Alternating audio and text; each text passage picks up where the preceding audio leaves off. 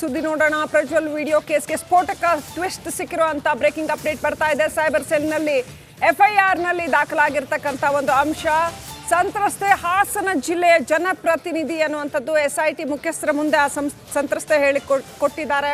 Republic ಕನ್ನಡದಲ್ಲಿ SIT ವಿಚಾರಣೆಯ exclusive ಮಾಹಿತಿ.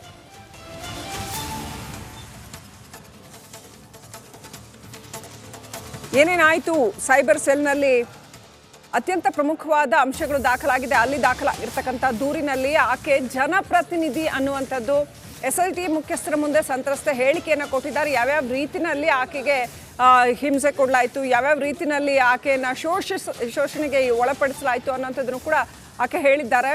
ಸೊ ಆ ಎಲ್ಲ ಮಾಹಿತಿ ಆ ಎಫ್ಐಆರ್ ಪ್ರತಿಯಲ್ಲಿ ಉಲ್ಲೇಖಿತವಾಗಿದೆ.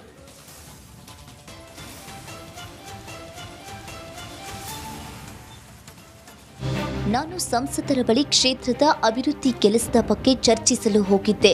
ಆದರೆ ಈ ವೇಳೆ ಪ್ರಜ್ವಲ್ ರೇವಣ್ಣರನ್ನ ಭೇಟಿ ಮಾಡಲು ಸಾಧ್ಯವಾಗಲಿಲ್ಲ. ಮಾರನೇ ದಿನ ನನ್ನನ್ನ ಎಂಪಿ ಗೆಸ್ಟ್ ಹೌಸ್ಗೆ ಕರೆಸಿಕೊಂಡಿದ್ರು. ಎಲ್ಲರನ್ನ ಮಾತನಾಡಿಸಿದ ಬಳಿಕ ನನ್ನನ್ನ ರೂಮ್ಗೆ ಕರೆದುಕೊಂಡು ಹೋದ್ರು. ಈ ವೇಳೆ ನಿನ್ನ ಗಂಡನಿಂದ ನನ್ನ ಅಮ್ಮನಿಗೆ ಎಂಎಲ್ಎ ಟಿಕೆಟ್ ಕೈ ತಪ್ಪಿತು ಅಂತ ಹೇಳಿದ್ರು. ಬಳಿಕ ನನ್ನ ಮೇಲೆ ಅತ್ಯಾಚಾರ ಮಾಡಿ ಮೊಬೈಲ್ನಲ್ಲಿ ರೆಕಾರ್ಡ್ ಮಾಡಿಕೊಂಡ್ರು. ಅಲ್ಲದೆ ಗನ್ ತೋರಿಸಿ ಬೆದರಿಕೆ ಕೂಡ ಹಾಕಿದ್ರು. ನಾನು ಕರೆದಾಗಲೆಲ್ಲ ನೀನು ಬರಬೇಕು, ಇಲ್ಲದಿದ್ರೆ ಈ ವಿಡಿಯೋ ಬಿಡುಗಡೆ ಮಾಡ್ತೀನಿ ಅಂತ ಹೇಳಿದ್ರು. ಪದೇ ಪದೇ ಸಹಕರಿಸುವಂತೆ ಬೆದರಿಕೆ ಹಾಕಿದ್ರು. ಅವರ ಮಾತಿಗೆ ಹೆದರಿ ಸಹಕರಿಸಿದ್ದೆ. ಇದಾದ ಮೇಲೆ ವಿಡಿಯೋ ಕಾಲ್ ಮಾಡಿ ಪದೇ ಪದೇ ನಗ್ನ ದೇಹ ತೋರಿಸುವಂತೆ ಒತ್ತಾಯ ಮಾಡಿದ್ರು. ಸಂತ್ರಸ್ತೆ ಯಾವ ರೀತಿಯಲ್ಲಿ ಆಕೆಗೆ ಹಿಂಸೆಯನ್ನು ಕೊಡಲಾಯಿತು ಅನ್ನೋದರ ಕುರಿತಾಗಿ ಯಾವ ರೀತಿಯಲ್ಲಿ ಆಕೆಯನ್ನು ಆಗ್ರಹಪಡಿಸಲಾಯಿತು. ನಡಿ ಈಗ ಶುರು ಮಾಡೋಣ. ಕೇಸರಿಯಿಂದ ಮನೋಲ್ಲಾಸ ಮನಸ್ಸು ಮತ್ತೇರಿ ಕುಣಿದಾಡಿದೆ ನೋಡು, ಮನಸ್ಸು ಮತ್ತೇರಿ ಕುಣಿದಾಡಿದೆ ನೋಡು. ಕ್ಷಣ ಕ್ಷಣವೂ ಆಚರಿಸಿ ಕೇಸರಿ ಹಬ್ಬ. ವಿಮಲ್ ಬಾಯಲ್ಲಿ ಹೇಳಿ ಕೇಸರಿ ಒತ್ತಾಯಪಡಿಸಲಾಯಿತು ಅನ್ನೋ ಕುರಿತಾಗಿ ಆ ಎಫ್ಐಆರ್ನಲ್ಲಿ ಡೀಟೇಲ್ ಆಗಿ ಬರೆದಿದ್ದಾರೆ. ನಿಜಕ್ಕೂ ಆಶ್ಚರ್ಯ ಆಗುತ್ತೆ. ಹೀಗೆ ಜನಪ್ರತಿನಿಧಿಯೊಬ್ಬರಿಗೆ ಹೀಗಾಗಬಹುದಾದರೆ ಉಳಿದ ಪಾಪದ ಹೆಣ್ಮಕ್ಳ ಕತೆ ಏನು ಅನ್ನೋಂಥ ಒಂದು ಆತಂಕ ಕೂಡ ಉಂಟಾಗುತ್ತೆ. ಆ ಎಫ್ಐಆರ್ ಪ್ರತಿಯನ್ನು ಆಕೆ ಹೇಳ್ಕೊಂಡಿರ್ತಕ್ಕಂಥದ್ದನ್ನು ನೋಡಿದ್ರೆ ಎಸ್ಐಟಿ ಮುಖ್ಯಸ್ಥರ ಮುಂದೆ ಸಂತ್ರಸ್ತೆ ಹೇಳಿಕೆಯನ್ನು ಕೂಡ ಕೊಟ್ಟಿದ್ದಾರೆ ಅಂತ ಹೇಳಲಾಗಿದೆ. ಯಾವ ರೀತಿಯಲ್ಲಿ ಪ್ರಜ್ವಲ್ ರೇವಣ್ಣ ಅವರದ್ದು ಅಂತ ಹೇಳಲಾದಂಥ ಒಂದಷ್ಟು ವಿಡಿಯೋಗಳು, ಏನು ಸಾವಿರಾರು ವಿಡಿಯೋಗಳು ಅಂತ ಹೇಳಲಾಯಿತು, ಅದೇ ರೀತಿಯಲ್ಲಿ ಈಕೆ ತನ್ನ ಕಥೆಯನ್ನು ಕೂಡ ಹೇಳ್ಕೊಂಡಿದ್ದಾರೆ. ಹೇಗೆ ತನ್ನನ್ನು ದುರುಪಯೋಗಪಡಿಸಿಕೊಳ್ಳಲಾಯಿತು, ಗನ್ ಪಾಯಿಂಟಲ್ಲಿ ಹೇಗೆ ಅತ್ಯಾಚಾರಕ್ಕೊಳಪಡಿಸಲಾಯಿತು ಅನ್ನೋಂಥದ್ದನ್ನು ಹೇಳಿದ್ದಾರೆ ಅಂತ ಹೇಳಲಾಗಿದೆ.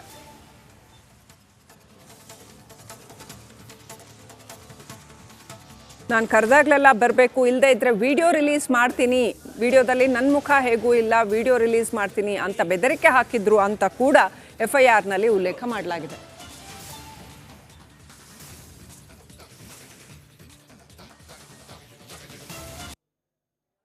ಸೊ ಏನೆಲ್ಲ ಆರೋಪಗಳು, ಈಗ ಎಷ್ಟೆಲ್ಲ ಆರೋಪಗಳಾದವು, ಏನೆಲ್ಲ ಅಂಶಗಳಿದ್ದಾವೆ ಈ ಆರೋಪದಲ್ಲಿ, ನನ್ನ ಸಹೋದ್ಯೋಗಿ ಸ್ಮಿತಾ ರಂಗನಾಥ್ ಅದನ್ನು ವಿವರಿಸ್ತಾರೆ. Over to you Smita.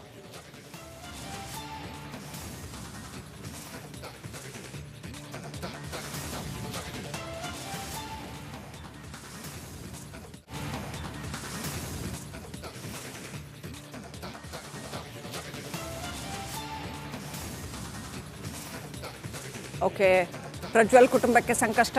ಮೊದಲನೇ ಕೇಸು ಏನಿತ್ತು, ಎರಡನೇ ಕೇಸು ಯಾವಾಗ ಆಯಿತು, ರೇವಣ್ಣ ಅವರ ವಿರುದ್ಧ ಏನು ಕೇಸಿತ್ತು, ಹಾಗೆಯೇ ಪ್ರಜ್ವಲ್ ವಿರುದ್ಧ ಏನು ಕೇಸು ಅನ್ನುವಂಥದ್ದು, ಬೇರೆ ಬೇರೆ ಕೇಸುಗಳು ದಾಖಲಾಗಿರ್ತಕ್ಕಂಥದ್ದು. ಈಗ 2-3 ಕೇಸುಗಳು ದಾಖಲಾಗಿದ್ದಾವೆ ಇಡೀ ಕುಟುಂಬದ ವಿರುದ್ಧ.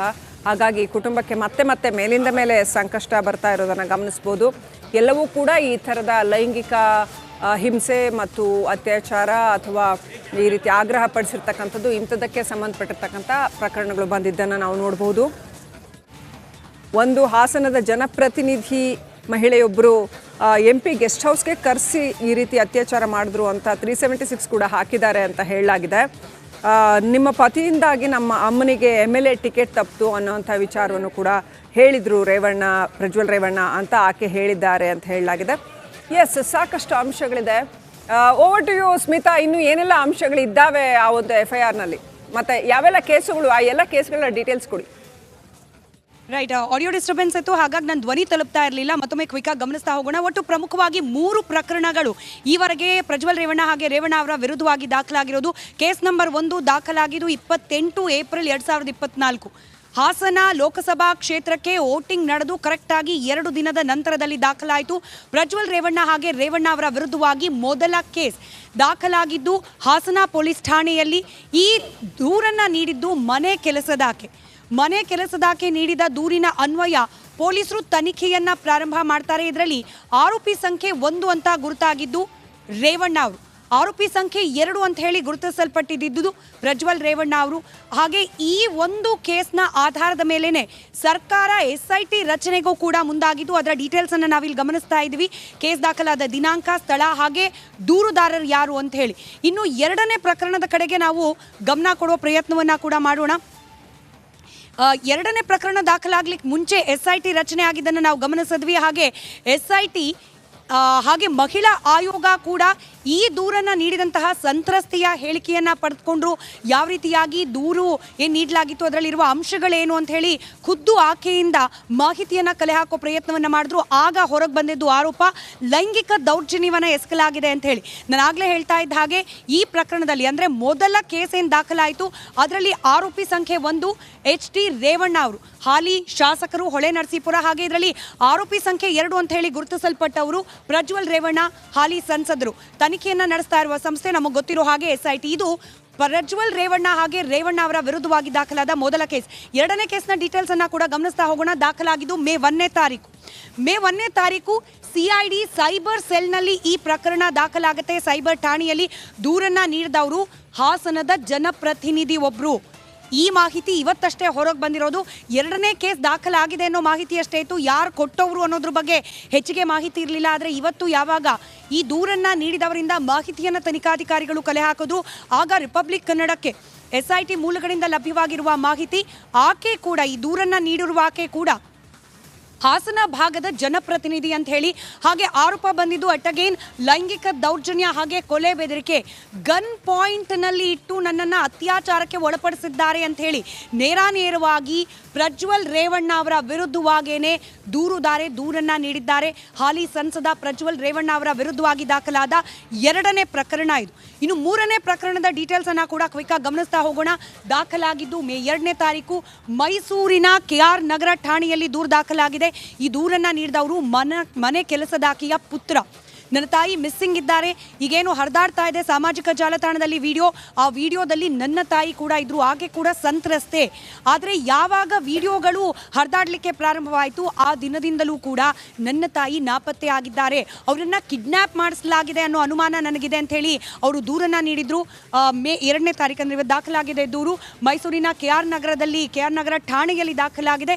ಹಾಗೆ ಇದರ ಜೊತೆಯಲ್ಲಿ ಪ್ರಜ್ವಲ್ ರೇವಣ್ಣ ಅವರ ಹೆಸರು ಇಲ್ಲಿ ನೇರವಾಗಿ ಇಲ್ಲದೆ ಹೋದರೂ ಕೂಡ ತಂದೆ ರೇವಣ್ಣ ಹಾಗೆ ಸತೀಶ್ ಬಾಬು ಅಂತ ಹೇಳಿ ಹೆಸರಿಸಲಾಗಿತ್ತು. ಆರೋಪಿ ಸಂಖ್ಯೆ 2.